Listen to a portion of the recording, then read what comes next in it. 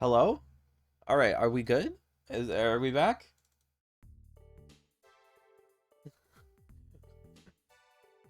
Windows did a big heckin' blue screen on me.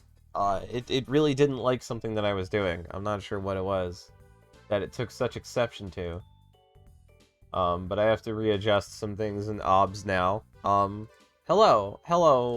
chat. How you doing? You didn't. Everyone didn't run away when it died, did they? I hope not. Not that I think you would. Chad has, with all the RPGs and D&D shit you sit through, you've definitely proven that you're patient. However, I'm going to tell Twitter because Twitter's not very patient.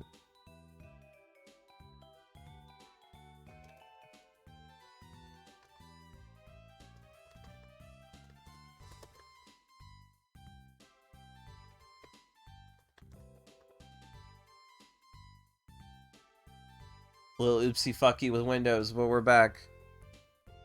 No, your server is fine. Okay, yeah, you can give anything, and then that was the exact moment that Windows started screeching at me and then died. So let me where was I? Spell by class bard.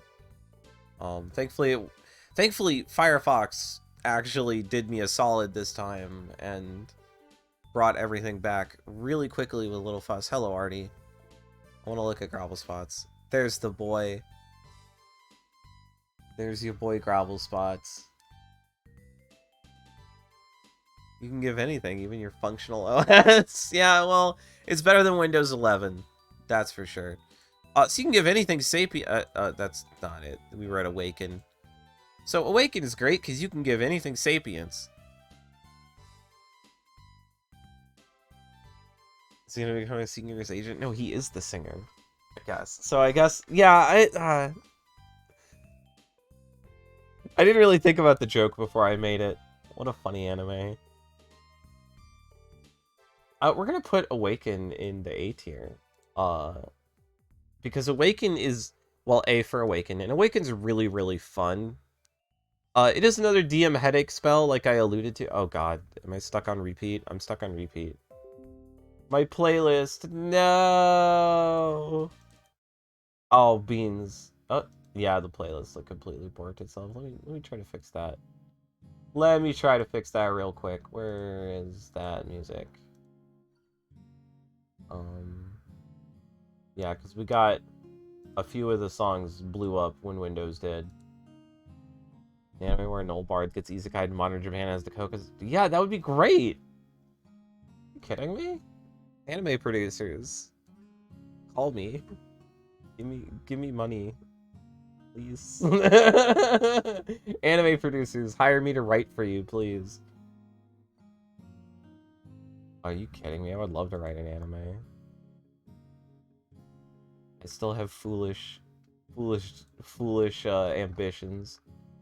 I'll make an RPG someday, you know, that kind of stuff.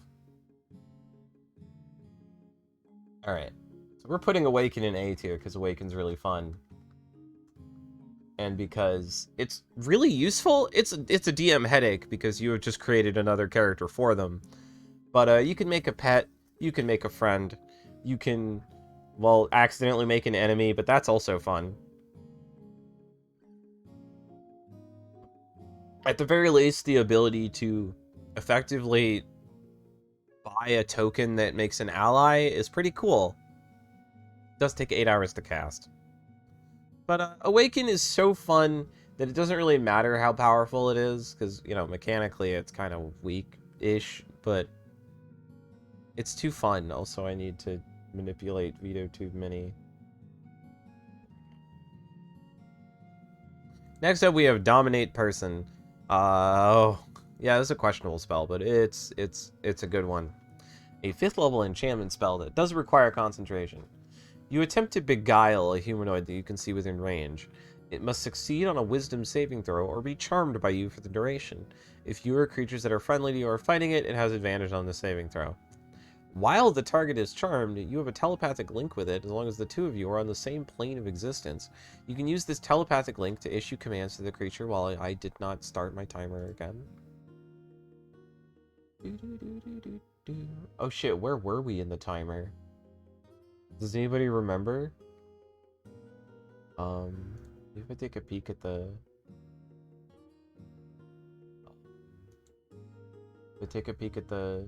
Ah, yeah. Looks like it crapped out at around 28 minutes, so I'll set the timer to about 32. Blammo. There, we're mostly caught up. While the target is charmed, you have a telepathic link to it. As long as the two of you are on the same plane of existence, you can use this telepathic link to issue commands to the creature while you are conscious. No action required, which it does its best to obey. You can specify a simple and general course of action, such as attack that creature, run over there, and fetch that object. If the creature completes the order and doesn't receive further direction from you, it defends and preserves itself to the best of its ability. You can use your action to take total. Oh god, the pop out broke. Pop out. Bazinga. Okay, that's what the kids say. Bazinga these days, right? You can use your action to take total and precise control of the target. Till the end of your next turn, the creature takes only the action you choose and doesn't do anything that you don't allow it to do. During this time, you can also cause the creature to use a reaction, but this requires you to use your own reaction as well. Each time the target takes damage, it makes a new wisdom saving throw against the spell. If the saving throw succeeds, the spell ends. And, you know, upcasting it makes it last longer. You know, it goes from 1 minute to 10 minutes to an hour to 8 hours. So if you're okay morally with just mentally taking control of somebody, Dominate Person is incredibly powerful. And, well, you know, the applications are more or less endless. The ability to mind control enemies is extremely powerful and potent. And, well, the moral problems with it involved, you know, some characters of certain alignments might never want to use this kind of magic. They might, especially like chaotic or freedom-loving characters, might have a bit of a problem with just taking away someone's free will and ability to decide for themselves and just puppet them around. But, you know, if it's within your moral tableau, Dominate Person, pretty fucking good. Lots of applications for this one. Not an S tier because it's a little fucked up. Otherwise, it would be S tier. It's A bordering on S. Yeah. It's a little fucked up. My own morals might be getting in there a little bit. Next on the list, we have a 5th level illusion spell, Dream. This spell shapes a creature's dreams. Choose a creature known to you as the target of this spell. The target must be on the same plane of existence as you. Creatures that don't sleep, such as elves, can't be contacted by this spell. You or a willing creature you touch enters a trance state, acting as a messenger. While in the trance, the messenger is aware of his or her surroundings, but can't take actions or move.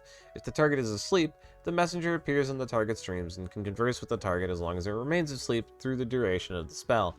The messenger can also shape the environment of the dream, creating landscapes, objects, and other images. The messenger can emerge from the trance at any time and in the effect of the spell early. The target recalls the dream perfectly upon waking. If the target is awake when you cast the spell, the messenger knows it and can either end the trance and the spell, or wait for the target to fall asleep, at which point the messenger appears in the target's dreams. You can make the messenger appear monstrous and terrifying to the target. If you do, the messenger can deliver a message of no more than 10 words, and then the target must make a wisdom saving throw. On a failed save, echoes of the phantasmal monstrosity spawn a nightmare that lasts the duration of the target's sleep and prevents the target from gaining any benefit from that rest. In addition, when the target wakes up, it takes 3d6 psychic damage. If you have a body part, lock of hair clipping from a nail, or similar portion of the target's body, the target makes its saving throw with disadvantage. You are never casting this spell. The amount of scenarios wherein this is applicable are really narrow, extremely narrow. This is one of those flavor spells that is mostly for a quest. Like, this is a story spell or an NPC spell. Like, a villain would use this to attack the party or something.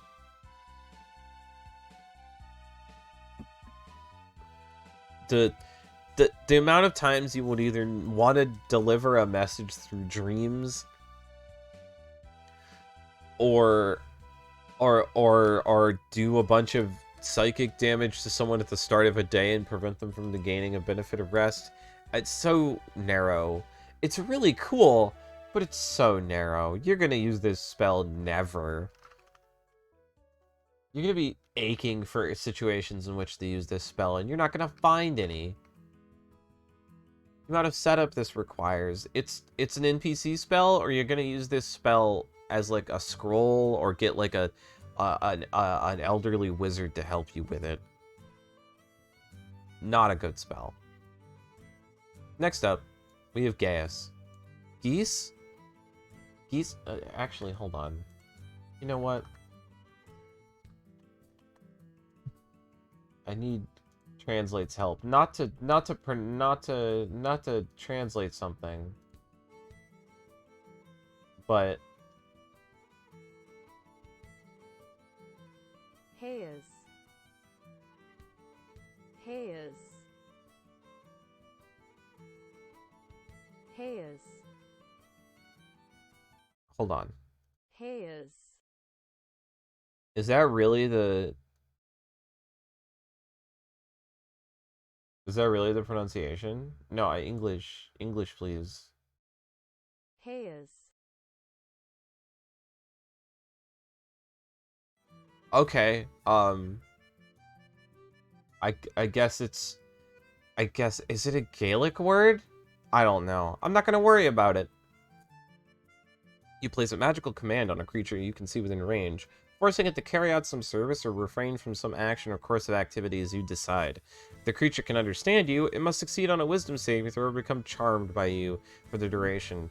While the creature is charmed by you, it takes 5d10 psychic damage each time it acts in a manner directly counter to your instructions, but no more than once each day. Creature that can't understand you is unaffected by the spell.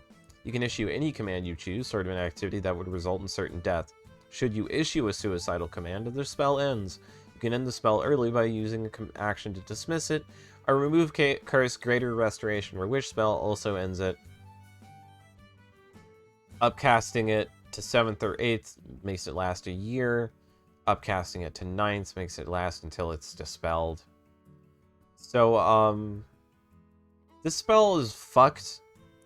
And by fucked, I mean it's just bizarre. You have to spend a full minute to charm somebody for 30 days. Which, actually pretty powerful debuff. And then once a day, they take 5d10 damage if they don't follow orders you give them. And you can give them all sorts of orders. It's like a really complicated dominate person that lasts longer and is less morally fucked up, but is still completely bizarre. This is like something a fairy would use on you, like the Lady of the Lake, or like the Fairy Queen Titania or something. Or like an ancient cleric who's binding you to a god's service. This is the DM forces the party to follow the quest speller. It used to be. Yeah. Now it's a lot more loose. It's a little more usable by the players. But you're still going to get this cast on you. You're never going to cast this. It's more useful than it used to be. It's more useful than Dream or something. You might find clever ways to use Chaos, I guess. But it's not great. You have better options as a bard. The cleric can whip this out whenever they want because it's just on their fucking list. But you gotta like take this for life, or at least for a level. And ugh. Next up, we have Greater Restoration.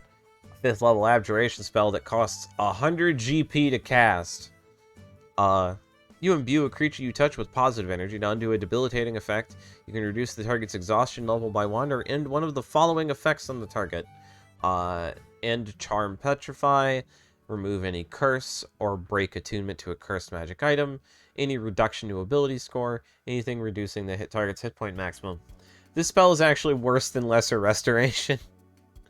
Both the restoration spells are kind of iffy. This one's way worse than Lesser, because it actually targets way less common problems. The big thing you're going to use this for is to end Petrify, or remove curses. But you might just use remove curse to remove curse, because remove curse is cheaper than Greater Restoration. Mostly you're going to use this to cure Petrification. And the Cleric is going to use it.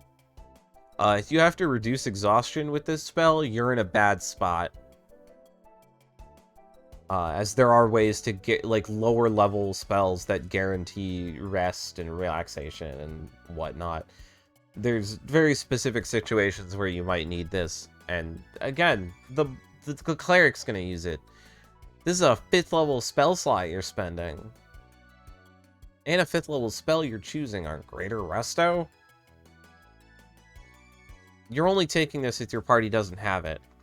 And you might consider Scrolls of this. It's an E tier spell. Not great. Used to be more of an Asuna that would cure everything, but they nerfed it, made it more specific for some reason. Hold Monster. Hey, you know all the setup. If you weren't there last time, I said a lot of nice things about Hold Person. This is Hold Person's bigger brother. It costs more. Well, it's a 5th level instead of a 3rd level, so it costs more. But it's just better in every way. It targets any creature, and it paralyzes them. The only thing it doesn't work on is undead. Paralysis is crazy good. Oh. Uh-oh. Twitch, everything okay?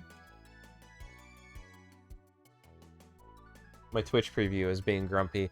But, yeah, no, there's nothing this spell does bad. Because it's Hold Person, but better. I love Hold Monster. I mean, it's still, you know, D&D has that weird personhood problem, but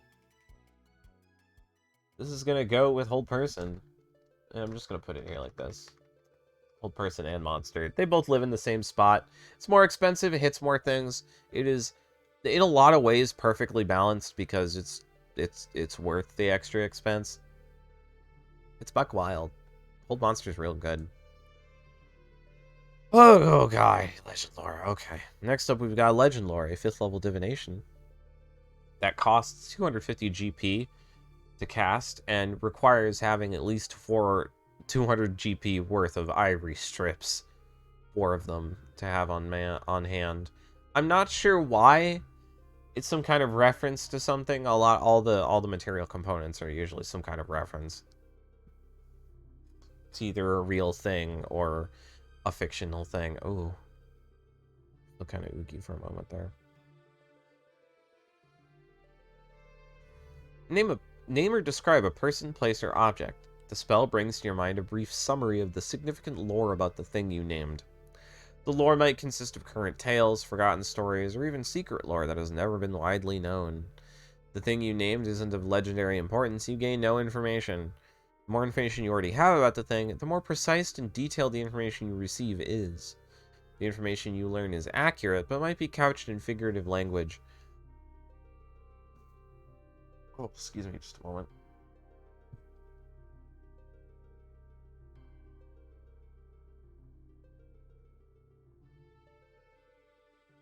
The information you learn is accurate, but might be couched in figurative... Oh, I already said that. For example, if you have a mysterious magic axe on hand, the spell might yield this information. Woe to the evildoer whose hand touches the axe, for even the haft slices the hand of the evil ones. Only a true child of stone, lover and beloved of Moradin, may awaken the true powers of the axe, and only with the sacred word of rude dog on the lips. So, basically, this spell is you begging the DM to give you a hint, but to make it as obnoxious and obtuse as possible. You're gonna find uses for it for when you get befuddled or stumped by a mystery and then have to pull this out. And because you're the bard, you're the only one who has access to it. This spell doesn't feel good to cast. It costs a lot of money. It's a pain in the ass. And it doesn't even really get you that much information versus like a good gather information or investigation kind of skill check. I say gather information, but it's more or less investigation or persuasion, talking to people. As a bard, you can technically do this. There's certain kinds of bard that don't need the spell to do this. Legend lore is kind of in a lot as a bard, it's kind of whatever. I believe wizards can also get it in case, you know, the party doesn't have anyone who's good at figuring things out or finding information. You're gonna use it for that one time that you don't have identify on hand, or the DM hands you something too obtuse for everyone to figure out. Legend lore feels bad. It feels bad to cast, and it's not a great spell. Next up, we have Mass Cure Wounds, a 5th level evocation spell. A wave of healing energy washes out from a point of your choice within range. Choose up to 6 creatures in a 30-foot radius sphere centered on that point. Each creature regains hit points equal to 3d8 plus your spellcasting ability modifier. This spell has no effect on undead or constructs, and then upcasting it makes it stronger, just like Cure Wounds. It's just like Cure Wounds, but in an area. If your whole party's fallen over, you're gonna be glad you had this spell, but maybe not as glad as if you had had a Mass Healing Word, which is not on this list, but definitely is a 5th level bard spell. There's a couple things that haven't made it onto this list. Gravel Spots has Mass Healing Word. Oh, it's a 3rd level spell. I overlooked it. Okay. I am a fool and incorrect.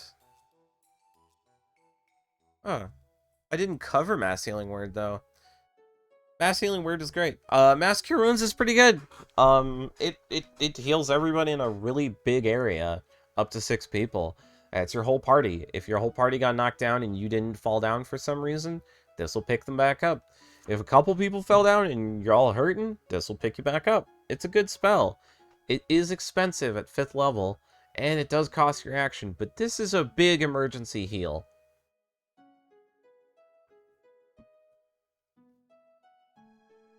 It is functionally 3 to 24 plus your spellcasting ability modifier to the whole group, so it'll pick them up. This is going to live in B tier. It's good. It's potent. It's expensive, though, and there's better choices. Not worth... It's not, like, a bad pick. It's better on the cleric, but it's fine. And honorable mention at the A tier goes to Mass Healing Word. As a bard, it's just better in every way because, well, it's Healing Word in a group as a bonus action. As a bard, it's fucking fantastic. Mass Cure Wounds is kind of whatever as a bard. The cleric's... Yeah, it's the cleric's Hail Mary. The cleric is going to use this. And then you're going to use Mass Healing Word when the cleric gets bonked and everyone else is hurt. Next up, we have one of my favorites, personally. One that I will be picking up on Gravel Spots when I get the chance. For those who don't know, the first-timers, normally on Saturdays, I play D&D. This is the Foundry setup we use. And I play Gravel Spots, the Null Bard. Thus, the context for why I'm doing Bard spells. Mislead, a 5th level illusion spell. It does require concentration, but you only need to move your hands. It's a somatic component, and it lasts an hour. You become invisible at the same time that an illusory double of you appears where you are standing. The double lasts for the duration, but the invisibility ends if you attack or cast a spell. You can use your action to move your illusory double up to twice your speed and make it gesture, speak, and behave in whatever way you choose. You can see through its eyes and hear through its ears as if you were located where it is. On each of your turns as a bonus action, you can switch from using its senses to using your own or back again. While you're using its senses, you are blinded and deafened in regard to your own surroundings. Mislead is amazing. It does everything you want a 5th level spell to do as a bard. It's fantastic. You drop an illusory clone of yourself and become invisible at the same time, freeing yourself to fuck off and do whatever you want. The original version of this spell also let you move as a bonus action when on the turn you cast it. It's been nerfed, and it's still fantastic. That said, all it's really getting you is an hour of illusion of invisibility, which is amazing.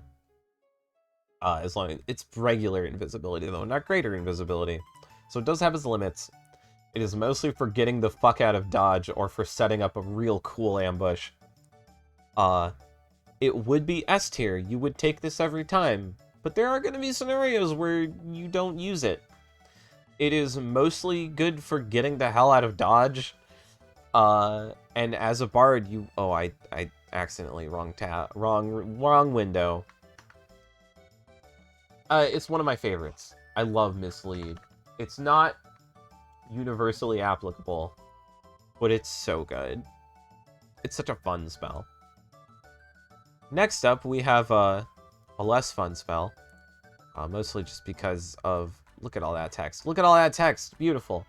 We have Modify Memory, a 5th level enchantment spell that does require concentration. This is another spell like Dominate Person that's kind of morally, what? You know, it's a little morally like, oh god. You attempt to reshape another creature's memories. One creature that you can see must make a wisdom saving throw. If you are fighting the creature, it has advantage on the saving throw. On a failed save, the target becomes charmed by you for the duration. The charmed target is incapacitated and unaware of its surroundings, though it can still hear you. If it takes any damage or is targeted by another spell, this spell ends and none of the memories are modified. While this charm lasts, you can affect the target's memory of an event that it experienced within the last 24 hours and lasts no more than 10 minutes. You can permanently eliminate all memory of the event, allow the target to recall the event with perfect clarity and exacting detail, change its memory of the details of the event, or create a memory of some other event. You must speak to the target to describe how its memories are affected, and must be able to understand your language for the modified memories to take root. Its mind fills in any gaps in the details of your description. If the spell ends before you have finished describing the modified memories, the creature's memory isn't altered. Otherwise, the modified memories take hold when the spell ends. The modified memory doesn't necessarily affect how a creature behaves, particularly if the memory contradicts the creature's natural inclinations, alignment, or beliefs. An illogical modified memory, such as implanting a memory of how much the creature enjoyed dousing itself in acid, is dismissed as a bad dream. DM might deem a modified memory too nonsensical to affect a creature in a significant manner. A remove curse or greater restoration restores the creature's to memory. As you cast this spell, you can alter further back in the creature's past. Not for longer periods of time, though. So if something lasted longer than 10 minutes, too bad, you gotta cast Modify Memory again. This spell sucks. It's not the worst. It is, at best, an action to incapacitate a creature for a full minute. You can use this to help someone who's got amnesia. This does have a lot of applications. It doesn't suck as hard as the other sucky spells, but it still kind of sucks. Modify Memory it's not the worst, but it's not that great either. This is kind of a toolkit spell for the bard. You know, an enchanter wizard would probably use this more of as a toolkit, but you can find uses for it, I guess. I'll be nice and give it a C tier. I don't really like Modify Memory very much, but it can be used to incapacitate a target and get past guards, sneak past any sort of people, make friends. There's lots of ways you can use it. It's just not as many as the other, like, charm spells. It's fine. Oh god. Next up we have Planar Binding, a 5th level abjuration spell with more text than we need. It costs 1000 GP to cast. With this spell, you attempt to bind a celestial elemental, fey, or fiend to your service. The creature must be within range for the entire 1 hour casting of the spell, typically in the center of an inverted magic circle, which, as a bard, you don't have. I think they gave Bard Magic Circle later, but it's not on this list. The completion of the casting, the target must make a charisma saving throw. On a failed save, it is bound to serve you for the duration. If the creature was summoned or created by another spell, that spell's duration is extended to match the duration of this spell. A bound creature must follow your instructions to the best of its ability. You might command the creature to accompany you on an adventure, to guard a location, or deliver a message. The creature obeys the letter of your instructions, but if the creature is hostile to you, it strives to twist your words to achieve its own objectives. If the creature carries out your instructions completely before the spell ends, it travels to you to report this fact if you are on the same plane of existence. If you are on a different plane of existence, it returns to the place where you bound it, and remains there until the spell ends. You can cast this spell's duration increases. So, effectively, you can use this to create a long-lasting friend out of, like, Conjure Elemental or something like that. As a bard, you're not gonna use this. Like, I said that a lot about the 5th level spells, and yeah, it happens a lot with this level. You're not gonna find a use for this. You might try. You'll definitely try, but that hour-long casting time really limits it. This is more the domain of the bard, or the wizard, or the warlock, or the cleric. This ain't your wheelhouse. You have it. And, you know, you might find a use for it, but you have better things to do with your 5th level spells. Speaking of better things to do with your 5th level spells, let's get to one of the better ones. Raise Dead. A 5th level necromancy that costs 500 GP to cast, in the form of a diamond. You return a dead creature you touch to life, provided it has been dead no longer than 10 days. Creature's soul is both willing and at liberty. If the creature's soul is both willing and at liberty to rejoin the body, the creature returns to life with 1 hit point. The spell also neutralizes any poison and cures non-magical diseases that affected the creature at the time it died. The spell doesn't, however, remove magical diseases, curses, or similar effects. If these aren't first removed, they take effect when the creature returns to life. This spell can't return an undead creature to life. This spell closes all mortal wounds, but it doesn't restore missing body parts. If the creature is lacking body parts or organs integral for its survival, its head, for example, the spell automatically fails. Coming back from the dead is an ordeal. The target takes a -4 penalty to all attack rolls, saving throws, and ability checks. Each time the target finishes a long rest, the penalty is reduced by 1 until it disappears. Yeah, this spell is really, really good. This spell is very clutch. If one of your friends dies, no, they didn't. You've got Raise Dead, as long as you have the materials to cast it. Obviously, this is more of a clerical pick. If you have a healer of any kind, you're probably only going to have this spell in scroll form yourself as a bard. But if you don't have access to it, you, the bard, will have access to it, and it will be good. This is a B tier, like similar healing spells. As a bard, you don't usually want to be healing, but when you want healing, you got access to it, and it's so important. It's so important. Raise Dead is clutch. Not as clutch as Revivify or the better resurrection spells, but yeah, you need it. You're glad you have it. And also you can use it for, like, you know, you can use it on normal people if you really want to spend the GP once you hit that point where the money flows like water.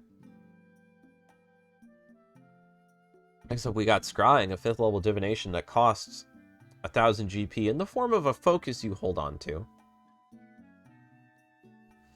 You can see and hear a particular creature you choose that is on the same plane of existence as you. The target must make a wisdom saving throw, which is modified by how well you know the target and the sort of physical connection you have to the target. If a target knows you're casting this spell, it can fail the saving throw voluntarily if it wants to be observed. On a successful save, the target isn't effective and you can't use this spell against it again for 24 hours. On a failed save, the spell creates an invisible sensor within 10 feet of the target. You can see and hear through the sensor as if you were there. The sensor moves with the target remaining within 10 feet of it for the duration. Creature that can see invisible objects sees the target as a luminous orb the size of your fist. Instead of targeting a creature, you can target a location. When you do, the sensor appears at that location and doesn't move. Scrying is, it's useful. It is one of those spells where, like, you might take it if you're the kind of bard to take it, and you're going to get use out of it. It is literally useless in a fight, though. And in most adventures, it's not going to be super handy. It's kind of a storyline spell. You can force lots of uses for it, though. And it is integral to all sorts of heist plans. Still a spell you want the wizard to be casting, but if you don't have a wizard or a warlock or someone who can cast this, the bard can cast it.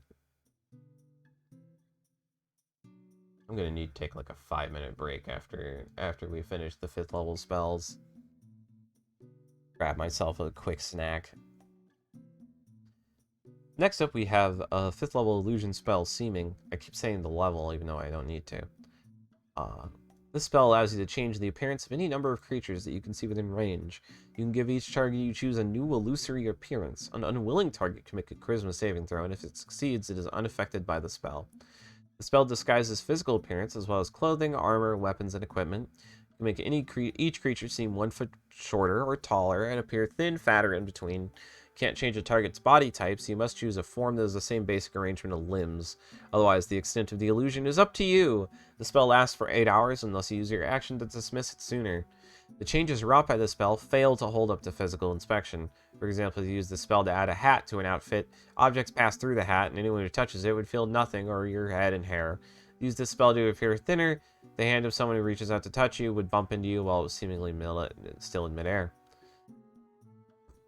Creature can use an action to inspect a target and make an intelligence investigation check against your spell save. If it succeeds, it becomes aware that the target is disguised. This is effectively mass disguised person. Seeming is, as a bard, you're gonna use this. You're gonna find lots of uses for this. This is 8 hours of be anybody else. Between this and your natural social grease, we'll say. Get it? Because grease is the best spell in the game. Your natural social grease. This spell is going to do work. It's not an S tier. It's an A tier. It would be an S tier, but it's a little bit late and it's a little bit expensive. But, you know, need to escape the cops, need to trick the cops, need to get into the castle, need to look fancy, need to seem like somebody else, need to seem like a better version of yourself. Well, it seems you should take Seeming. Next up, we're going to look at skill empowerment. This is garbage. I'm just immediately I'm gonna spoil it for you and say yeah, this spell is bad. You don't want this spell. This spell is bad.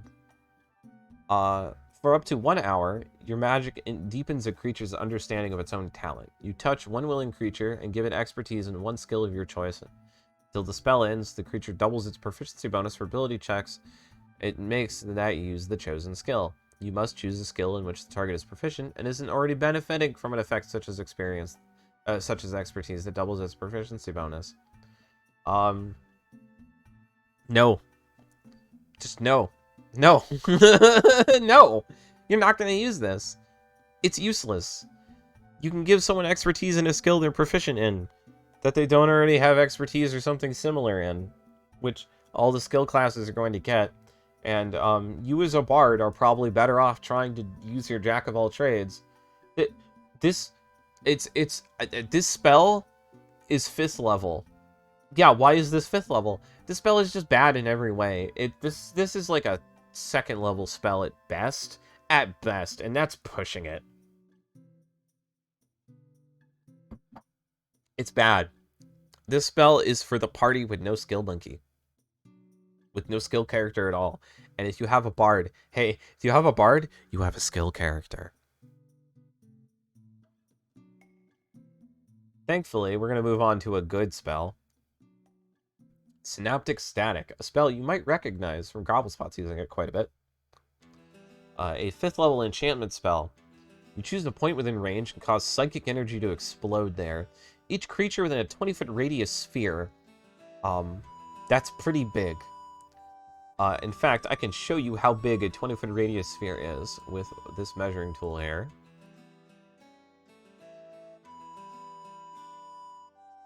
20 feet is 4 tiles radius.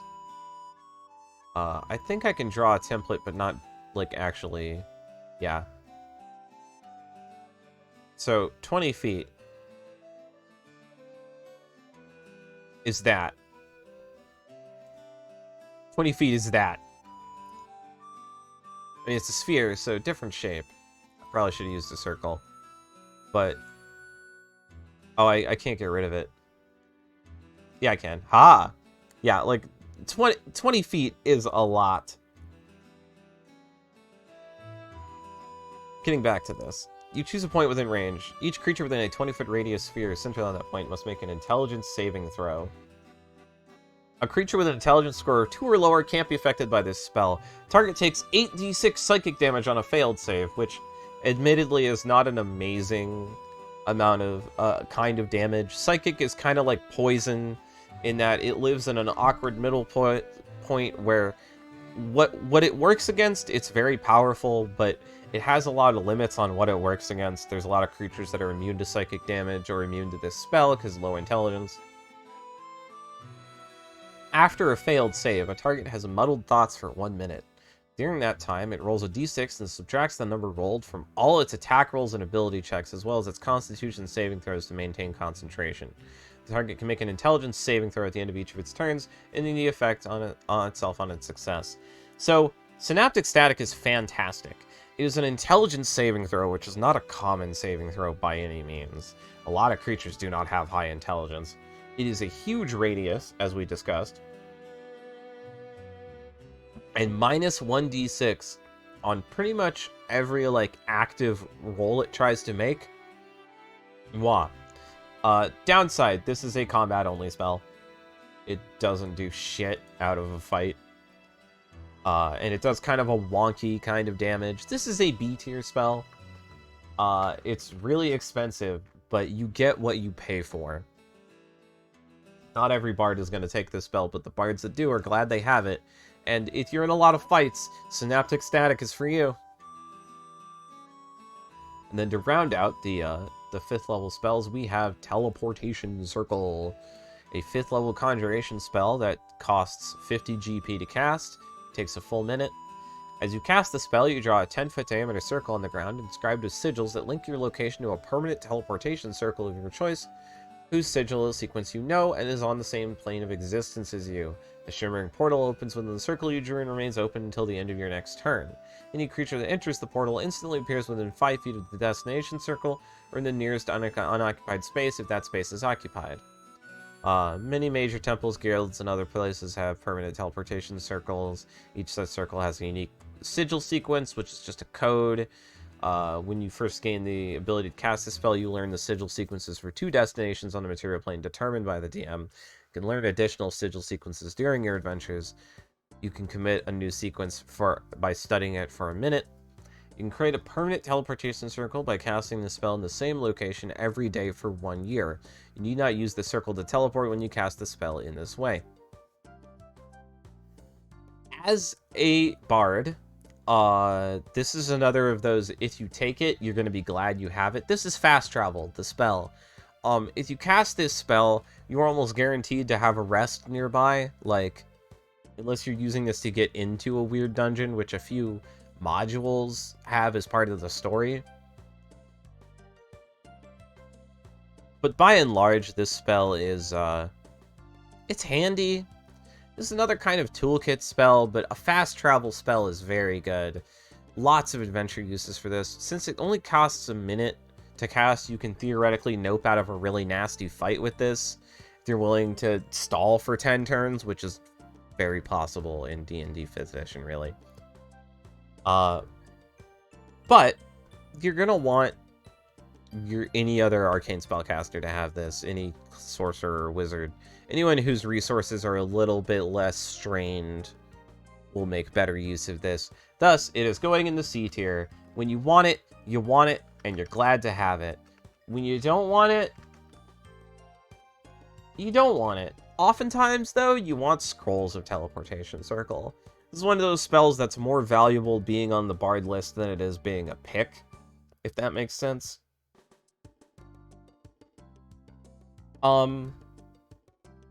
Now, just a moment. Uh, we're gonna take a quick break here. As I would like to step away, grab a snack really quick, and stretch my legs. And I need to take care of some kitty stuff. I heard the kitties making noises. I will be back in about, I'll give it 5 minutes. Let me put on some different music just so this doesn't wear itself out. Just put the startup screen playlist going, and I'll be right back in about 5 minutes.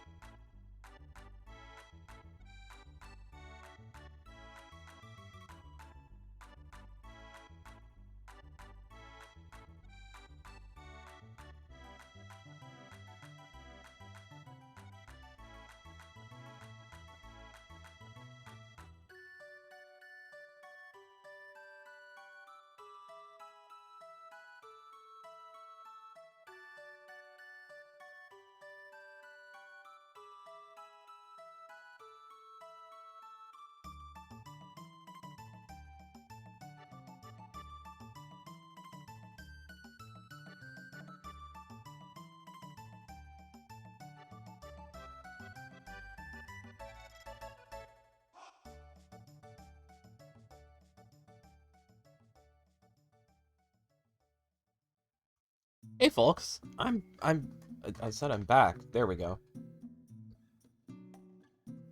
How you doing, chat? It was a little longer than I expected to be gone, but I had to take care of some things.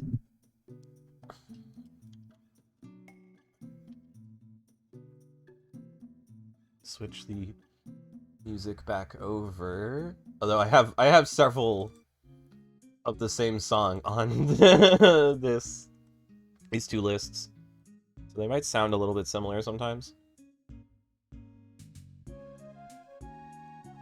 Okay, let me just get situated here. Right, we have just covered Teleportation Circle. On to level 6 then. Not a ton, like, this is where we're starting to get into less spells, and that's because not only are the spells getting more complicated, Bard can start poaching spells from other classes around this point, you see? So we're getting into poach territory, which I'm not going to cover all of the spells Bard can poach. Just, you know. Well, I mean, I might eventually. Maybe if I do other classes or something, but... Sorry. Excuse me just a moment. But... not during the Bard Spells segment. Like, this is about Bard Spells. Technically, any spell can be a Bard spell, but that's whatever. So we have our first 6th level spell, a Necromancy, called Eye Bite, which does require concentration. For the spell's duration, your eyes become an inky void imbued with dread power. One creature of your choice within 60 feet of you that you can see must succeed on a Wisdom saving throw or be affected by one of the following effects of your choice for that duration. On each of your turns until the spell ends, you can use your action to target another creature, but can't target a creature again if it has succeeded again on a saving throw against this casting of Eye Bite. So you can either force someone to make a Wisdom saving throw to knock them asleep, you can make them panicked, so you can put them asleep, the target falls unconscious, it wakes up if it takes any damage, or another creature shakes it awake. The target is frightened of you, or panicked. On each of its turns, the frightened creature must take the dash action and move away from you by the safest and shortest available route unless there is nowhere to move. The target moves to a place at least 60 feet away from you where it can no longer see you. This effect ends. So both at least 60 feet away and no longer see. And then sickened, the target has disadvantage on attack rolls and ability checks. At the end of each of its turns, it can make another Wisdom saving throw. If it succeeds, the effect ends. This spell is... It might seem like this is only a combat spell, but that first effect, Asleep, can of course deal with wanting to get into places of all kinds. Anytime you need to get rid of somebody, you can just put them to sleep. You can put a whole bunch of people to sleep with this. Up to 10 people. 1 minute, 6 seconds a round. So 10 rounds per minute. That's 10 castings. Or 10 actions.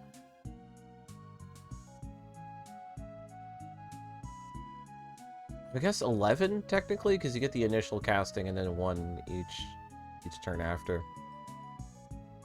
Eye Bite is better than it seems. Being able to sicken people in combat is ridiculous. Sicken is an incredibly nasty debuff that gives you disadvantage on all attack rolls and ability checks, and it's also fairly rare. Additionally, these effects all last until they're gotten rid of, not until the end of your next turn. So these are sticky debuffs in the form of a buff you put on yourself. It's pretty handy. As a bard, I could see quite a few bards. What did I just do? I could see pretty much every bard wanting this spell. I could see lots of easy arguments for taking this. Is VitoTube okay? VitoTube broke for a moment. My mouse was just stuck open. Eye Bite is amazing. Eye Bite is an A tier spell. it would be a must take if, you know...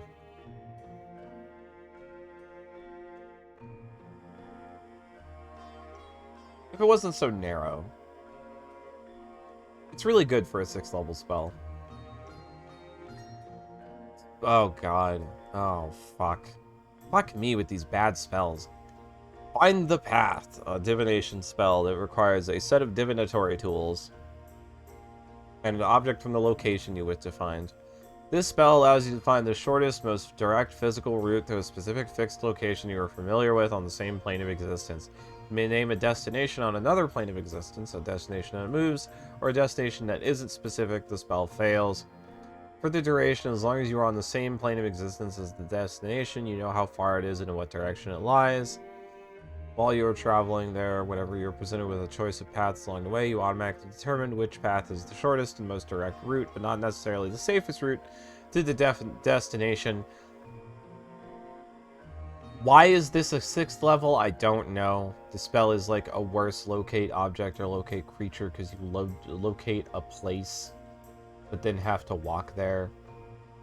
It does, you know, tell you how to walk there. I guess that makes it better than the locate spells, but it's still not great.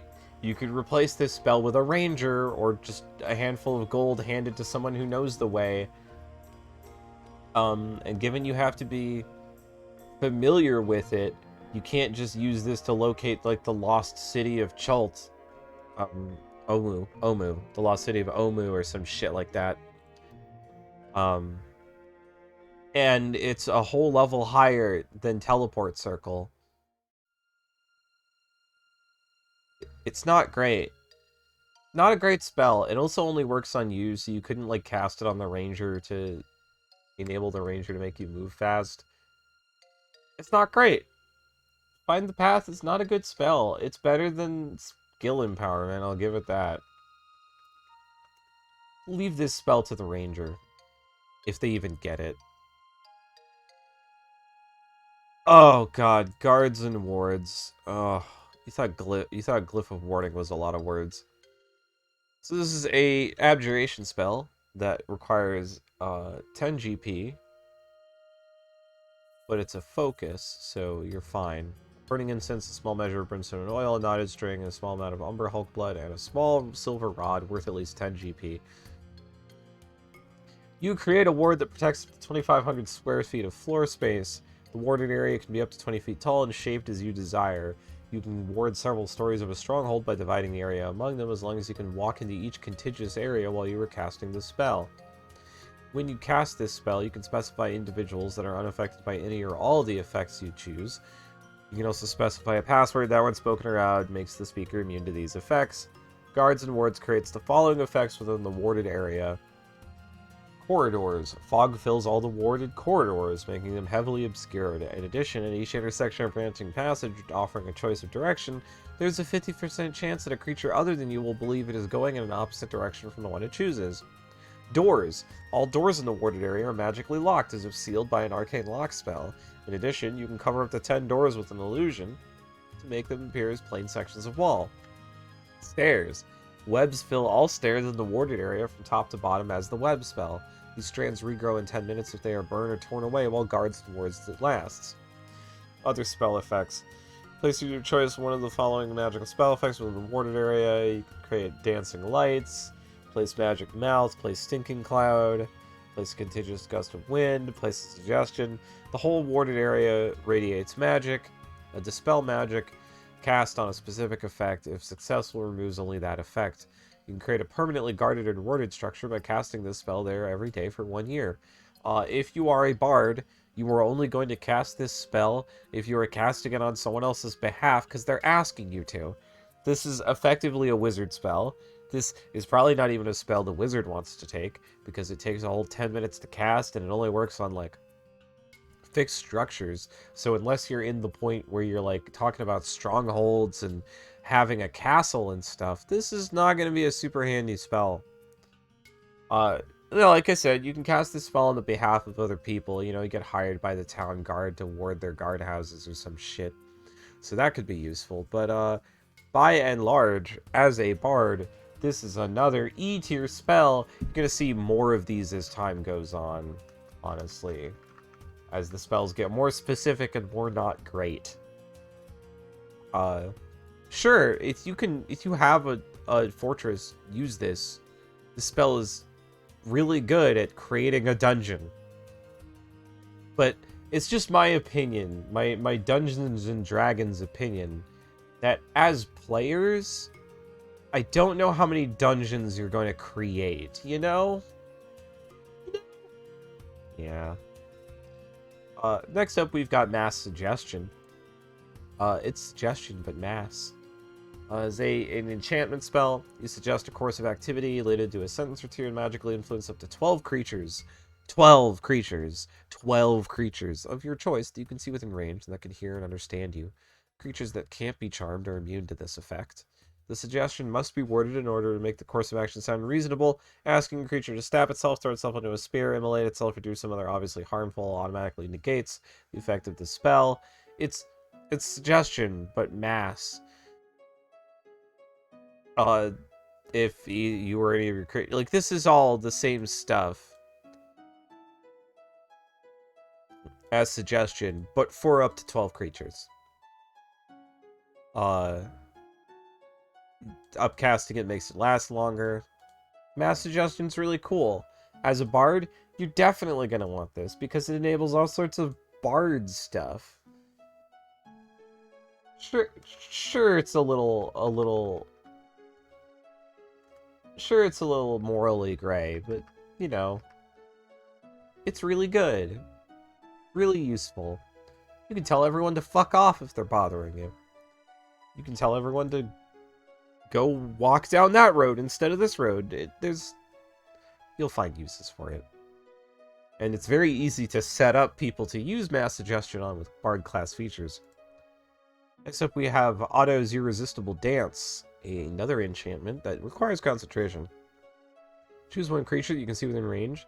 The target begins a comic dance in place, shuffling, tapping its feet, and capering for the duration. Creatures that can't be charmed are immune to this spell. The dancing creature must use all of its movement to dance without leaving its space, and has disadvantage on dexterity saving throws and attack rolls. While the creature's target is affected by this spell, other creatures have advantage on attack rolls against it. As an action, a dancing creature makes a wisdom saving throw to regain control of itself. On a successful save, the spell ends. This is, sorry.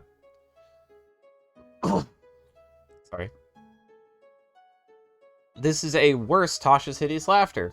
In pretty much every way. It's way more expensive. It lasts about the same duration.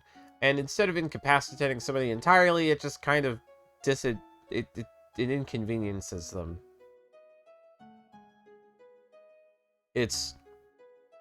I'm not sure why this is a 6th level spell, to be honest. It being 6th level makes it really hard to make a lot of use of Otto's Irresistible Dance. There is, however, one thing keeping it from being D tier. Did you notice the thing that keeping it from being D tier?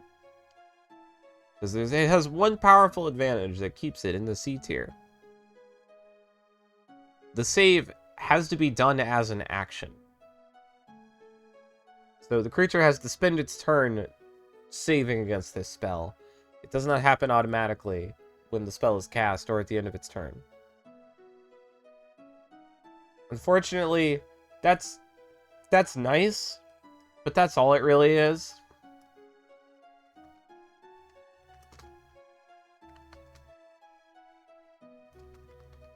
It is irresistible. Mostly. I misspelled irresistible because I'm really smart. Next up, we have Programmed Illusion, the bigger brother of Major Image. This is an illusion spell that requires at least 25 GP.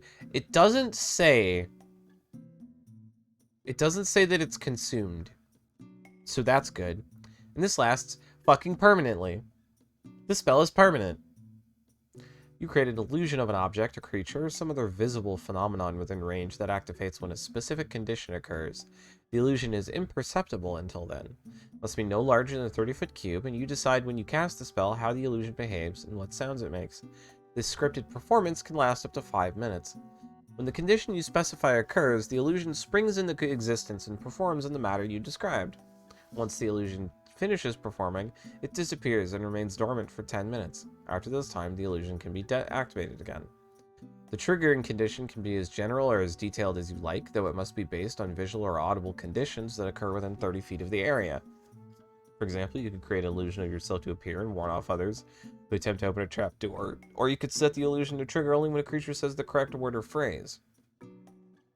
Physical interaction with the image reveals it to be an illusion because things can pass through it. A creature that uses its action to examine an image can determine it's an illusion with a successful investigation check against your spell save DC. They can see through it, and any noises it makes sound hollow once they, the usual illusion rules. This is a bigger brother of Major Image because you might have noticed that it costs an action to cast. So you can set up an entire programmed scene for up to 5 minutes in a single action. It's a very, very good bard spell. Not you know, the toppest of the top, but not anywhere near the bottom either.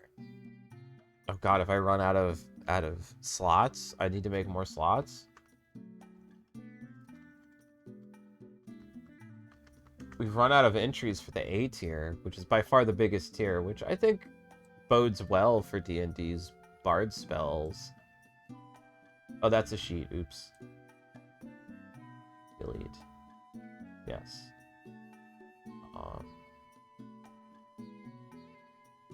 I know there's a way to do it. I think I could right click. Oh, but I can't see it. Okay, hold on. I gotta make this big. Insert.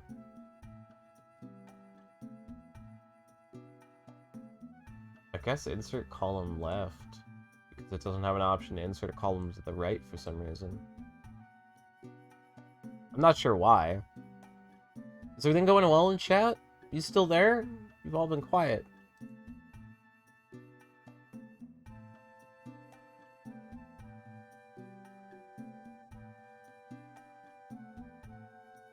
Since the return from the break, no one said much.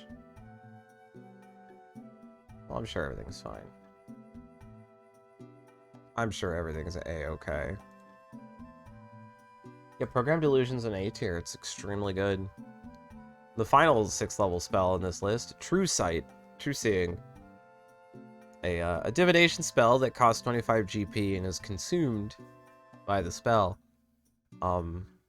Very specific ingredients that you rub on your eyes. This spell gives the willing creature you touch the ability to see things as they actually are. For the duration, the creature has True Sight, notices secret doors hidden by magic, and can see into the ethereal plane, all out to a range of 120 feet. For an hour. As a bard, you're not really going to be using this. This is a toolkit spell that you're going to want, like, the cleric or someone to be holding on to. But it's not terrible. True Sight is useful in many cases, and this covers just pretty much everything. It also completely knocks the rogue out of a job and the elf, as you can see secret doors. Which is nice, I guess. Yeah, these are going a lot faster than the lower level ones did, because as you can tell, the density goes down quite a bit as we get up there in level. We're done with 6. Let's move on to 7th level. I also haven't had as much to say about these, because as we get up there, they get more specific and more sort of self-explanatory why you would want to use them. So 7th level starts off with a fucking bang. We have a conjuration spell, Dream of the Blue Veil, which is a newer spell from, newer spell. Which requires a magic item or willing creature from the destination. You and up to 8 willing creatures within range fall unconscious for the spell's duration, and and experience visions of another world on the material plane, such as Orth, Trill, Kryn, or Eberron. If the spell reaches its full duration, the visions conclude with each of you encountering and pulling back a mysterious blue curtain. The spell then ends with you mentally and physically transported to the world that was in the visions. To cast this spell, you must have a magic item that originated on the world you wish to reach. You must be aware of the world's existence and you don't know the world's name.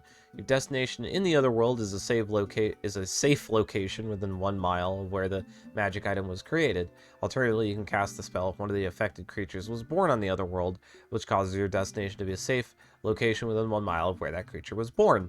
The spell ends early on a creature if that creature takes any damage and the creature isn't transported. If you take any damage, the spell ends for you and all the other creatures, with none of you being transported. So this is the Isekai Yourself spell. Do you ever want to just go to another setting completely? If you're ever like, I'm bored of the Forgotten Realms, let's go to Kryn, or I want to go to Ravnica. You cast Dream of the Blue Veil, and you make your DM tear their hair out, and beg you not to cast it. Solid C, middle of the road. Bards are one of the only classes that gets it, which is the only reason it's even going in the C tier. It's good for causing mischief with your DM, and if you need it, you're gonna want it. And you know, honestly, thinking about it, probably an E tier spell. Let's be honest. Greater invisibility kobolds poke you for 1 damage every 55 seconds when you cast this spell. Don't be that kind of DM. Next up, we got Etherealness, a transmutation spell. You step into the border regions of the ethereal plane in the area where it overlaps with your current plane. You remain in the border ethereal for the duration until you use your action to dismiss the spell. During this time, you can move in any direction. If you move up or down, every foot of movement costs an extra foot. You can see and hear the plane you originated from, but everything there looks gray, and you can't see anything more than 60 feet away. While on the ethereal plane, you can only affect and be affected by other creatures on that plane. Creatures that aren't on the ethereal plane can't perceive you and can't interact with you unless a special ability or magic has given them the ability to do so. You ignore all objects and effects that aren't on the ethereal plane, allowing you to move through objects you perceive on the plane you originated from. When the spell ends, you immediately return to the plane you originated from in a spot you currently occupy. If you occupy the same spot as a solid object or creature when this happens, you are immediately shunted to the next unoccupied space you can occupy and take force damage equal to twice the number of feet you removed. This spell has no effect if you cast it while you are on the ethereal plane or a plane that doesn't border it, like one of the outer planes. The ethereal plane is the ghost realm. That's basically the best way to describe it. It's the ghost zone. Etherealness allows you to Danny Phantom your way around. It's very good. It is traditionally a get the fuck out of danger spell, but there's other uses for it. Sometimes you want to have an adventure on the ethereal plane where all the ghosts are. And as a get out of danger spell, it's very good. This is gonna B tier, because there's not really anything super fun going on in the ethereal plane other than the possibility of getting lost and shunted to another plane. It's fine. It's a fine spell. It does allow you to go through walls and do all sorts of fun shit in terms of getting into places you're not supposed to be in. Next up, we got Force Cage, an evocation spell that requires ruby dust, costing 1500 GP, although, again, notably, does not consume the dust. An immobile, invisible, cube-shaped prison composed of magical force springs into existence around an area you choose within range. The prison can be a cage or a solid box, as you choose. A prison in the shape of a cage can be up to 20 feet on a side and is made from half-inch diameter bars spaced half-inch apart. A prison in the shape of a box can be up to 10 feet on a side, creating a solid barrier that prevents any matter from passing through it, blocking any spells cast into or out from the area. When you cast the spell, any creature that is completely within the cage's area is trapped. Creatures only partially within the area, or those too large to fit inside the area, are pushed away from the center until they are completely outside.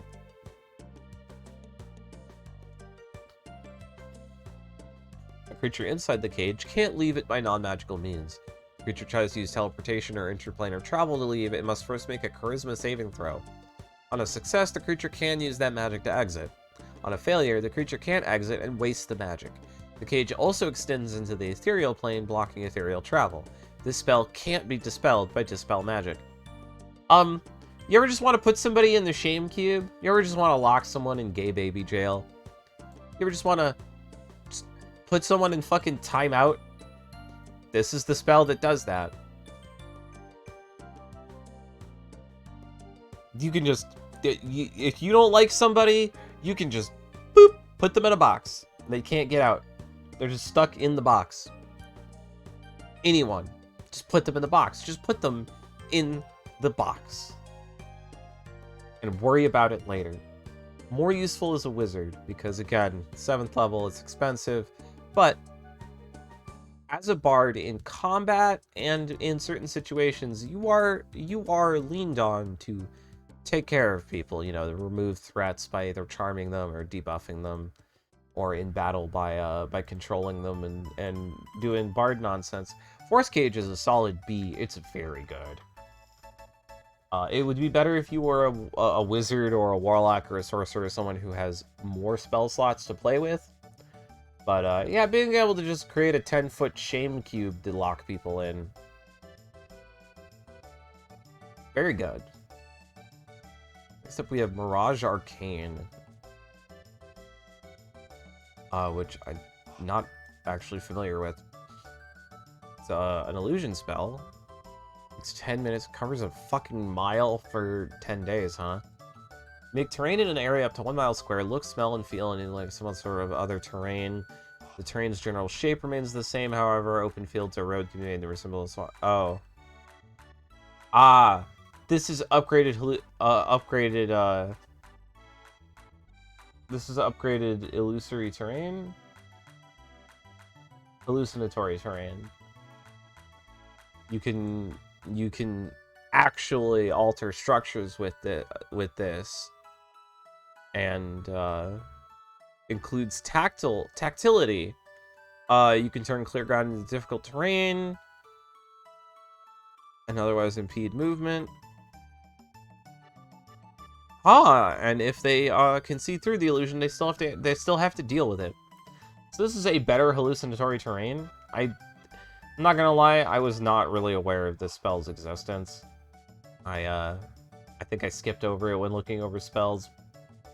Every single time I've looked over spells. I'm gonna give this a D. It's a better hallucinatory terrain, but it's still hallucinatory terrain. And also, fuck's sake, a 7th level spell slot is a lot. Sure, you get to alter a mile for 10 days, but like, the scale doesn't make up for how niche this is. Oh lord, speaking of niche. Mordenkainen's Magnificent Mansion for when Tiny Hut wasn't enough. So it does require a miniature portal carved from ivory, a small piece of polished marble, and a tiny silver spoon. So 15 GP worth of stuff. Conjure an extra-dimensional dwelling in range that lasts for the duration, so 24 hours. You choose where its one entrance is located. The entrance shimmers faintly and is 5 foot wide and 10 foot tall. You and any creature you designate when you cast the spell can enter the extra-dimensional dwelling as long as the portal remains open. You can open or close the portal if you are within 30 feet of it. While closed, the portal is invisible. Beyond the portal is a magnificent foyer with numerous chambers beyond. The atmosphere is clean, fresh, and warm. You can create any floor plan you like, but the space can't exceed 50 cubes, each cube being 10 feet on each side. The place is furnished and decorated as you choose. It contains sufficient food to serve a 9-course banquet for up to 100 people. A staff of 100 near-transparent servants attends all who enter. You decide the visual appearance of these servants and their attire. They are completely obedient to your orders. Each servant can perform any task a normal human servant can perform, but they can't attack or take any action that would directly harm another creature. Thus, the servants can fetch things, mend clothes, light fires, serve food, pour wine. The servants can go anywhere in the mansion but can't leave it. Furnishings and other objects created by this spell will dissipate into smoke if removed from the mansion. When the spell ends, any creatures inside the space are expelled into the open spaces nearest the entrance. It's like Tiny Hut, but, you know, 7th level. This spell is ridiculous. Mordenkainen's Magnificent Mansion is extremely good. Also extremely cool. Every spellcaster that can cast this spell probably wants this spell because it's magnificent. I mean, sure, the servants are a little questionable, but, you know, they're like Unseen Servant. They're just made of magical force. You can make them look however you want.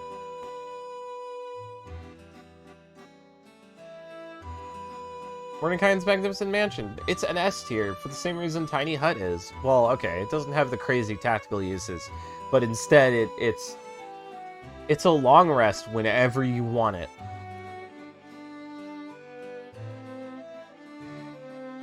Because it lasts for 24 hours, so yeah, whenever you want it, you can create a door, go to your fancy house, and take a nap. Mordenkainen's Sword, an evocation. Requires a miniature platinum sword with a grip and pommel of copper and zinc worth 250 gold pieces. This is an attack spell. You create a sword-shaped plane of force that hovers within range. It lasts for the duration. When the sword appears, you make a melee spell attack against a target of your choice within 5 feet of the sword. On a hit, the target takes 3d10 force damage.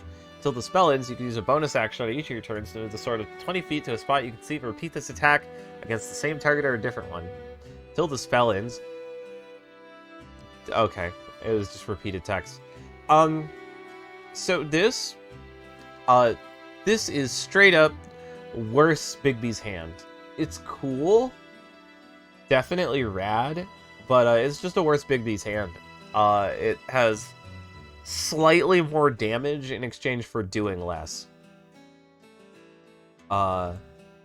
It does only cost a bonus action to attack with it, but like, it's alright. That's all it really is. The spell as a bard, though, this is an E tier spell. You've got better choices. And you're not really gonna care about damage spells that much anyway. As a bard? Are you kidding me? Ugh. Next up, we have Project Image. This requires illusion. Is an illusion spell and it requires a small replica made from material worth at least 5 GP. Sorry, a small replica of yourself. Create an illusory copy of yourself to last for a duration. The copy can appear at any location within range, so that's 500 miles, that you have seen before, regardless of intervening obstacles. The illusion looks and sounds like you, but is intangible. If the illusion takes any damage, it disappears and the spell ends. You can use your action to move this illusion up to twice your speed and make it gesture, speak, and behave in whatever way you choose. It mimics your mannerisms perfectly. You can see through its eyes and hear through its ears as if you were in its space. On your turn as a bonus action, it's just like Mislead. Physical interaction with the image reveals it's an illusion because things can pass through it, blah blah blah, illusion rules. So this is like Mislead without the making yourself invisible part, but 500 miles, and up to a day, you can just be in 2 places at once. You ever just want to be in 2 places at once? You're a bard, you want to be in 2 places at once. Pretty much every bard is going to want to at least think about taking Project Image, if not outright take it. It's a fantastic spell. You ever want to just be in 2 places at once? That's the spell. Next up, we got Regenerate, a 7th level transmutation. You touch a creature and stimulate its natural healing ability. The target regains 48 plus 15 hit points. And for the duration of the spell, the target regains 1 HP at the start of each of its turns. Or 10 HP a minute. Target severed body parts, if any, are restored after 2 minutes. If you have the severed body part and hold it, the spell instantaneously causes the limb to knit to the stump. If you're using this as a bard, something has gone horribly, horribly wrong, and you should not be taking it. However, it's a big heal. If someone ever gets, like, dismembered, like, jibbed or something, and they're somehow not dead, this will fix them up. This is a good emergency spell. You don't want to be the one using it, though. You want a scroll of this if you're a bard, you know? You don't want to spend one of your spells on this. It's not bad, but it does require you be in a really bad spot to begin with.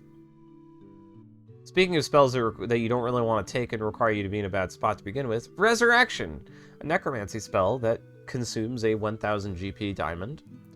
It is raised dead, but better. You touch a dead creature who's been dead for no more than a century and didn't die of old age and is an undead. If they're free and willing, they restore to life with all their hit points. Neutralize any poison, cures disease, does not remove magical diseases, curses. This spell closes all mortal wounds and restores any missing body parts. It still has the penalty. Casting the spell to restore life to a creature that's been dead for 1 year or longer taxes you greatly. Until you finish a long rest, you can't cast spells again. You have disadvantage on all attack rolls, ability checks, or saving throws. That's not going to matter because most of the time, the person casting this spell is an NPC cleric that you are crying in front of. This would be up with Raised Dead, but it's so expensive. It's so expensive. The 1000 GP is not the expensive part. The expensive part is how it's a 7th level fucking spell. You don't want to take Resurrection, but if you really can't think of anything else, I suppose Resurrection is a decent enough choice. It's better than Regenerate, and I know that sounds weird, but trust me, it's gonna be more often that somebody dies than someone gets like dismembered, doesn't die. Next up, we got, fucking Symbol. This is Glyph of Warding, but worse. Oh, God. Okay, here we go. Let's get into this one. This is an abjuration that requires Mercury, Phosphorus, and Powdered Diamond, a total of 1000 GP, which consumes a Raised Dead. When you cast this spell, you inscribe a harmful glyph on either a surface or an object that we use to conceal the glyph, such as a book, scroll, or treasure chest. To choose a surface, the glyph can cover an area of the surface no larger than 10 feet. To choose an object, that object must remain in its place. If it's moved more than 10 feet from where you cast it, the glyph is broken and the spell ends. The glyph is nearly invisible, requiring an investigation check against your spell save DC to find it. You decide on what triggers the glyph when you cast the spell. For glyphs inscribed on a surface, most triggers involve touching or stepping on it, removing another object covering it, coming near it, manipulating whatever holds it. For glyphs within an object are opening it, approaching it, seeing or reading the glyph. Further refine the trigger so it's activated only in certain circumstances or according to your creature's physical characteristics like a height or weight or physical kind. You can specify creatures that don't specify the glyph or who has a password. When you inscribe the glyph, choose one of the options below for its effect. Once triggered, the glyph glows, filling a 60-foot radius sphere with dim light for 10 minutes, after which time the spell ends. Each creature in the sphere when the glyph activates is targeted by its effect, as is a creature that enters the sphere for the first time on a turn or ends its turn there. Death. Each target must make a Constitution saving throw, taking 10d10 necrotic damage on a failed save, or half as much on a successful. Discord. Each creature must make a Constitution saving throw on a failed save. The target bickers and argues with everyone else for a minute. During this time is incapable of meaningful communication and disadvantage on attack and ability checks. Fear frightens everyone for a minute. Hopelessness must make a charisma saving throw. On a failed save, the target is overwhelmed with despair for a minute. During this time, it can't attack or target any creature with harmful abilities. Yeah, imagine a spell putting someone in a Discord call. Insanity. Each creature must make an intelligence saving throw. On a failed save, the target is driven insane for a minute. An insane creature can't take actions, can't understand what other creatures say, can't read and speaks only in gibberish. The DM controls its movement, which is erratic. Thanks, Dungeons and Dragons. Thanks for being outdated. Pain. Each target must make a Constitution saving throw and becomes incapacitated with excruciating pain for a minute on a failed save. Yeah. This spell puts you in a crowded Discord call, doesn't it? Each target must make a Wisdom saving throw or fall asleep. Or be saved. Yeah, or be stunned. You're not casting this as a bard. Let's be honest. This spell sucks. This spell's really bad. It's really complicated. It doesn't really accomplish much as a player. It's not going to accomplish much as a bard. It's exactly the kind of spell... What the fuck is that? It's exactly the kind of spell that you would not take as a bard. Even the cleric or the wizard would be, like, briefly hesitant to take this spell because, like, why? What are you gonna do with it? Gonna ward an area against people once and, like, inflict them with a terrible curse or something? This is a dungeon spell. This is a villain spell. Sure, you can find uses for it. I'm sure you could, but Let's start 8th level with one of the most powerful spells in the game. Dominate monster. It's dominate person, but for everything. Literally all the same specifications, but it's an 8th level spell. Meaning, you're not really getting one of the many of these. It works on everything. As long as... But, here's a problem. One moment. A lot of the things you're going to want to use this on can use a legendary resistance to just save against it anyway. Or are just outright immune to it. It is good, in theory, but it's so expensive that it's actually worse than Dominate Person, because 8th level spells is really, really rough. They cannot legendarily resist Auto's Irresistible Dance, no.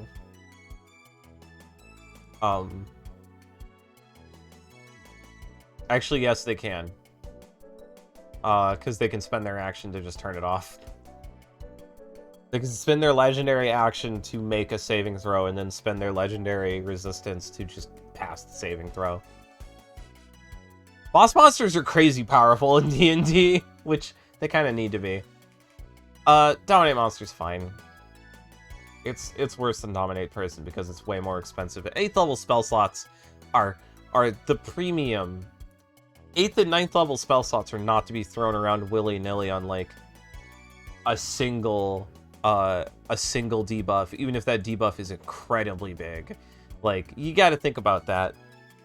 Dominate monster is something the Enchanter or Warlock are gonna be making more use of, whereas a Bard, you've already got better ways to do that to people. And yeah, you can force out a lot of bosses' resistance, like, a lot of bosses, like, legendary actions and resistance with a single autos. Feeble Mind. And speaking of really big debuffs, you blast the mind of a creature that you can see within range, attempting to shatter its intellect and personality. The target takes a piddling amount, let's be honest, of psychic damage, 46, and they must make an intelligence saving throw. On a failed save, the creature's intelligence and charisma scores become 1. The creature can't cast spells, activate magic items, understand language, or communicate in an intelligible way. The creature can, however, identify its friends, follow them, and even protect them. At the end of every 30 days, the creature can repeat its saving throw against this spell. If it succeeds, the spell ends. It can also be ended by Greater Restoration, Heal, or Wish. This is a spell that sounds really, really good, and it'll be useful, like, once or twice. If your DM has, like, a big wizard bad guy, if you can stick Feeble Mind, you've basically ended the whole conflict. But, like, okay, as an aside, as a spell, it's kind of fucked up, like, for them to have designed a spell with, like, some of these, specific wordings going on, let's be honest. Just a little bit sussy. But, from a usefulness standpoint, you are making someone make an intelligence saving throw or be completely useless unless they're not a spellcaster. This shuts down enemy clerics and like divine spellcasters and charisma spellcasters pretty good.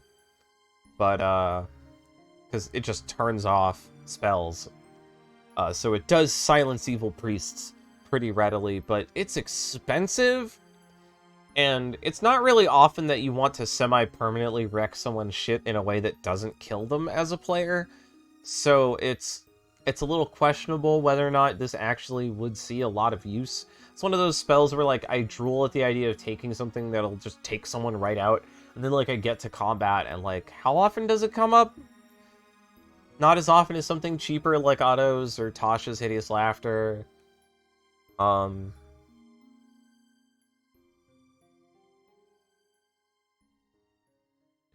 every 3 days throw out of the... Oh, shit.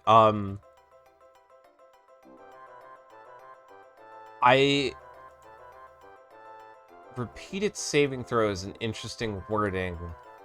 Because normally I would say normally... Oh god, I need to turn to my headphones a little bit. Normally, I would say that, like, it does use the 1, but the phrase repeated saving throw tells me that it would use the stats of the initial saving throw. Now, that's how I, as a DM, would rule it. I know other DMs that would say, no, they use the 1 intelligence for that save, but, the way it's worded makes me think that you would use the initial save. It will also be incredibly unfair. Because you'd be oh god, what is a 1? -4? -5? Yeah, a 1 is a -5. So that would be a -5 to the saving throw to resist Feeble Mind, which is just, like, a little bit extra ridiculous. An 8th level spellcaster is going to have a DC of, like, 17 or 18. Feeble Mind, oh, I didn't put it down, did I? Yeah, it's a C. You might take it, you might have fun with it, but it's not going to come up as often as you want. But when it comes up, it'll be a banger. Glibness. A transmutation spell, and every bard's favorite. Until the spell ends, when you make a charisma check, you can replace the number you roll with a 15. Additionally, no matter what you say, magic that would determine if you are telling the truth indicates that you are being truthful.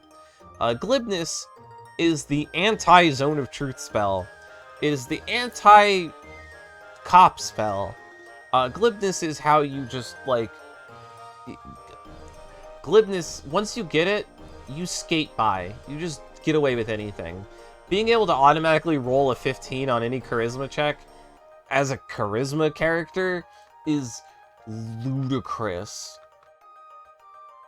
Like, that's a grease tier spell. Glibness is wild. Every bard should take it.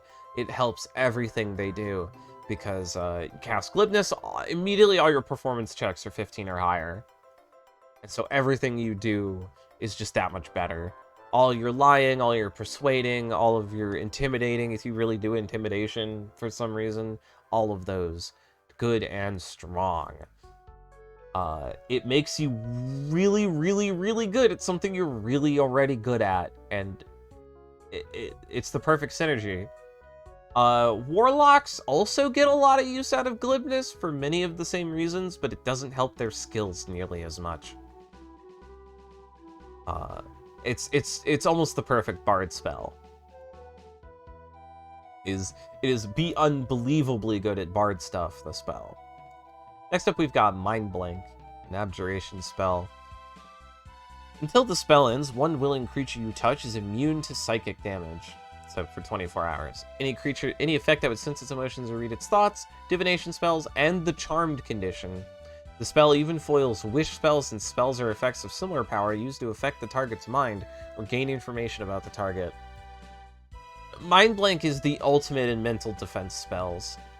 Obviously immunity to psychic damage, anything that manipulates your mind or your thoughts. Interestingly, it's only immunity to charmed and not immunity to things like calm emotions or fear, which I think is kind of funny.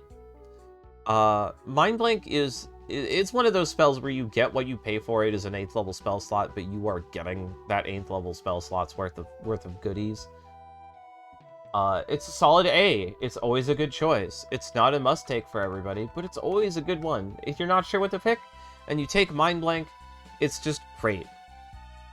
Also, yeah, it's great if you want the DM to have to go through extra hoops to spy on your party.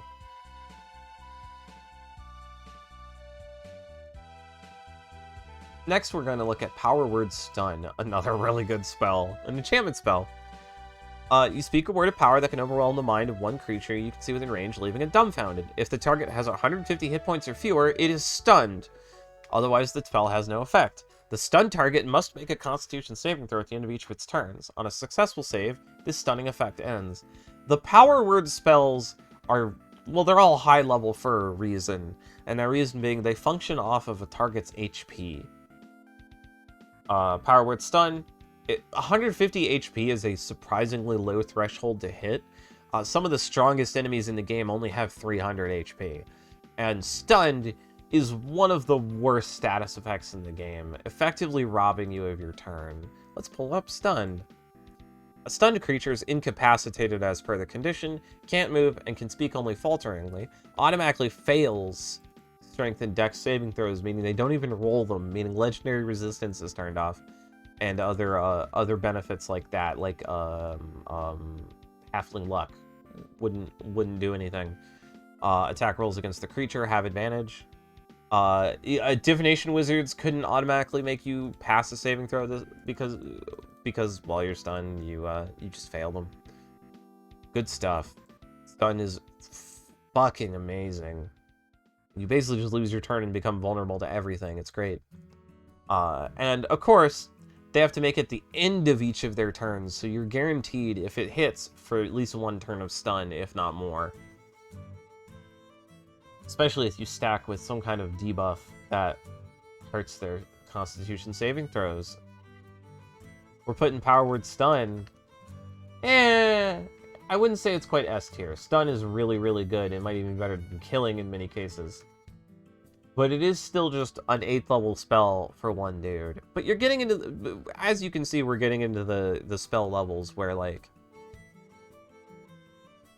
it has to compete with glibness for other really, really, really, really, really good spells. Everything here at 8th level, though, if you couldn't tell, is like basically single target. Finally, we're on to the big ones, the massive 9th level spells, the endgame shit, the big daddy magic, so to speak. And we start with a real bummer, Foresight. Wait, no, Foresight's actually good. Never mind, I was thinking of a different spell. Foresight, a divination spell. You touch a willing creature and bestow a limited ability to see into the immediate future. For the duration, the target can't be surprised and has advantage on attack rolls, ability checks, saving throws, and saving throws. Additionally, other creatures have disadvantage on attack rolls against the target for the duration. For 8 hours. Foresight is super good. You effectively just make someone extremely good at combat. Like, stupendously powerful in a fight. They become Sherlock Holmes from that Discombobulate clip. The downside, the big downside to this is that it is a combat spell, and you know how I feel about combat spells.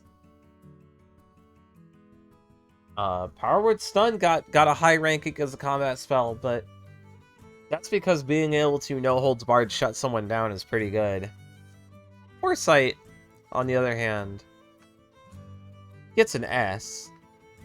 Had you going there for a minute, didn't I? But no, you combine this with haste, because it does not require concentration, and you just kind of sit back and watch the person you hasted demolish the combat. Even do it on yourself if you really want to. It is fantastic. Amazing buff. Maybe not quite worth a level 9 spell slot unless you really, really need it, or like you have some kind of crazy ninja who, if given this, will just demolish everything. Extremely powerful buff. Speaking of extremely powerful, all these are going to be extremely powerful. We got Mass Polymorph. It's Polymorph for 10 creatures. All the benefits of Polymorph in a bigger, wider package. You're only getting one of these, but, you know, efficiency is good. We are not going to put that in S, though, actually, thinking about it, because I wouldn't always want Mass Polymorph.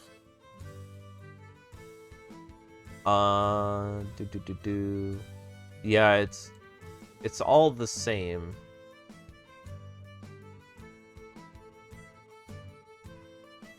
The mechanics work slightly differently, where they're given temporary hit points instead, but it's effectively the same thing.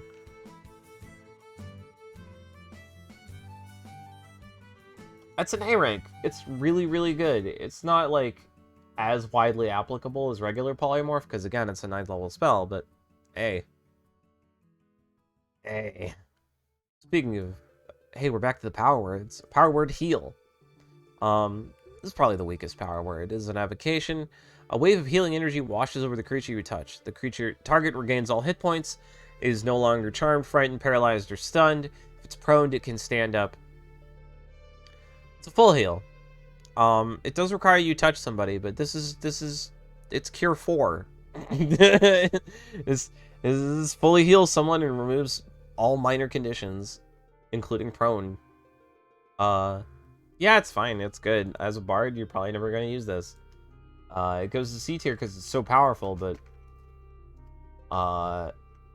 you just have better 9th level choices. And again, bards, healing, can do it. You don't want to, though. You want to leave this to the cleric. Or the druid. I don't think the druid gets power word heal. Power word kill. This is a real simple one. It's an enchantment. You utter a word of power that compels one creature you see within range to die instantly. If the creature you choose has 100 hit points or fewer, it dies. Just kill something.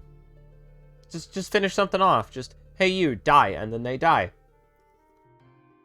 It doesn't really get much more simplistic than power word kill. Just kill something. That said, combat spells, kind of whatever. But 100 hit points or fewer is actually surprisingly easy to hit. As I mentioned earlier with the 300 hit point thing. However, outright killing something, not always possible. There are some things that are immune to die, some things that'll get back up if they die, and stun is technically a little bit better because it hits a wider HP range. We're going to put power word kill in B for bard because you're not usually the one killing people in combat, but if you wanted to, it's a good spell. Next we got Psychic Scream. You unleash the power of your mind to blast the intellect of up to 10 creatures of your choice that you can see within range. Creatures that have an intelligence score of 2 or lower are unaffected. Each target must make an intelligence saving throw. On a failed save, a target takes 14d6 psychic damage and is stunned. On a successful save, a target takes half as much damage and isn't stunned. If a target is killed by this damage, its head explodes, assuming it has one. A stunned target can make an intelligence saving throw at the end of each of its turns. On a successful save, the stunning effect ends. So, Psychic Scream is really, really good. This is what you want out of a 9th level damage spell. You hit up to 10 creatures within 90 feet for an absolute pile of psychic damage and stun, which we just talked about how good stun is. Final Fantasy players might know this spell is Mind Blast. Psychic Scream is fan-fucking-tastic. And maybe not an S tier, because, well, you know, it's a fighting spell. But as a fighting spell, this is what you want to be blasting out. This turns an entire encounter around. I could argue that this would be a must-take, if it weren't for Foresight. And True Polymorph, which we're about to talk about. True Polymorph. Oh, I accidentally made a template, and then... There we go. True Polymorph, a transmutation spell that requires some materials that don't matter. Choose one creature or non-magical object that you can see within range. You transform the creature into a different creature, the creature into a non-magical object, or the object into a creature. The transformation lasts for the duration of 1 hour, or until the target drops to 0 hit points or dies.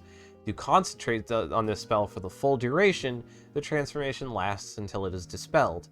The spell has no effect on a target with 0 hit points. An unwilling creature can make a wisdom saving throw, and if it succeeds, it isn't affected. Turn a creature into another creature, it works just like Polymorph. Yeah. level, target rating, ability scores, blah blah blah.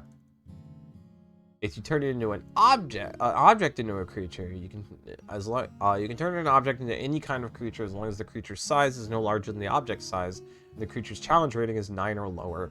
The creature is friendly to you and your companions. It acts on each of your turns. You decide what action it takes and how it moves. The DM has the creature's stats and resolves all of its actions and movement.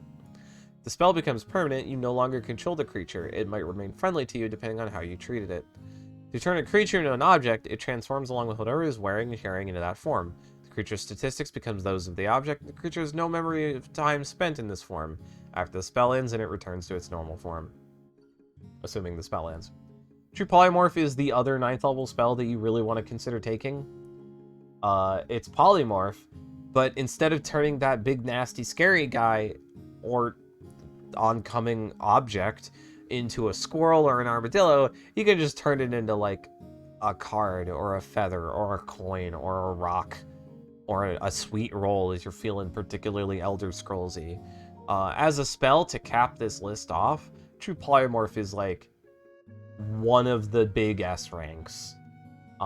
It is one of those spells that I would say is an S rank for literally every class that can get it. If it's available to you, it is an S rank spell that you want to take whenever possible. If you're not the kind of person who wants to turn enemies into squirrels or balls of fluff or whatever, you can turn your own objects into friendly critters. Need to carry something? Turn that boulder into an elephant. The True Polymorph unlocks the depths of your imagination for terms of like turning things into other things and making use of them. Well, we did it. All in about, well, let me took it snaz, but it looks like 2.5 hours. If you're the kind of person that doesn't want to turn their enemies into squirrels or little fluffy things, go do a crossword or something. Yeah, you're right. So it took us, last time it was about 4 hours. So it took about 7 hours to rate all of the Bard spells and put them into tiers. And so now we have the tier list right here. My tier list. My personal tier list. From Grease tier to True Strike tier. Now, briefly, if you weren't here last time when I talked about how much I hate True Strike is the worst spell in the game by far. Easily the worst spell. It does not get worse than True Strike. I'm to send the top 10 to Watch Mojo. No. To briefly go back over True Strike is a cantrip that takes your action to give your next attack advantage against that target. It is the beginner's trap. It looks so good on paper, and then you think about it for more than a second. It takes your turn to make your next attempted attack have advantage against one specific target. It costs a reasonable amount. Being a cantrip, it costs nothing. So, you know, it's totally fair that it's a cantrip, but it takes your action to use.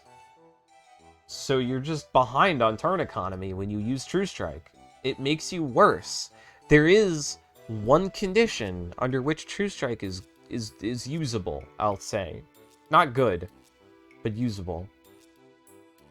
If you are a rogue with the Thief subclass, you get the ability, let me grab it. You get the ability Fast Hands. And Fast Hands lets you use your cunning action on extra things, including thieves' tools, sleight of hand, or use an object. And one such object could be a scroll. Okay. You do have to get to use you have to get to 13th level first. I'm sorry. If I recall how scrolls work. So you have to get if you get a scroll of True Strike, a consumable, expensive item that casts True Strike when you use it, you can, as a thief, use True Strike as a bonus action. And being able to grant yourself advantage on one attack as a bonus action as a rogue allows you to effectively sneak attack whenever you want to, regardless of the normal conditions, because as long as you have advantage on an attack with the proper weapon, you can sneak attack. This is the only condition under which True Strike is any good, and most rogues have better ways to get advantage on their attack, or at least activate sneak attack. So even under that very specific circumstance where it breaks the action economy and becomes quite good, you still have better choices than True Strike. And that's why True Strike is its own tier of bad. It is the worst spell in the game by far. You know, other such duds in that we might not have gotten a chance to go over this video because our stream, because we went over it last time. Blade Ward, fucking terrible. Longstrider, absolutely garbage. Locate animals, locate objects, we know how bad those are. See invisibility, poo-poo. Zone of Truth, why bother? Dream. Dream of a better spell. Planar Binding. Planar bind yourself some better friends. Skill empowerment. Why don't you just learn a real skill? And Symbol. For when you just hate people.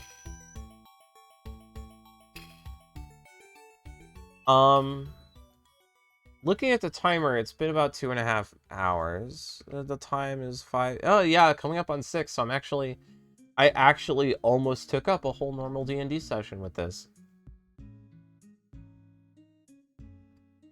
I'm gonna banish the tier list now. If you want, ask in the Discord, and I will post a link to the spreadsheet so you can take a look at it if you really want. But for now, we're gonna say goodbye to that. Guess I want to remove it. Goodbye. It's gone. Let me briefly see if there's anyone I can kick you over to as we come to an end here. No, none of this looks particularly cool. Well then, I think that is going to do it. The Bard subclass, I could, you know, next canceled session, sure. I'll do Bard subclasses, I could do that. I do like the, I do have some things to say about the subclasses. I would definitely need more a better reference material though, so I'll look into that while I have the, you know, by the time the next session gets canceled. Thank you for coming by, and I hope you all have a wonderful rest of your evening. Remember that you can come by the Discord, just ask Nightbot, and Nightbot will gladly give you an invite. And, look forward to Tuesday for more Mega Man Battle Network. And, like, maybe, I guess if I'm feeling better, some stuff on Monday, I don't know. My energy levels have been all over the place, but they're slowly rising again. Thank you for coming by, and have a wonderful evening, wash your hands, and, remember, don't take True Strike.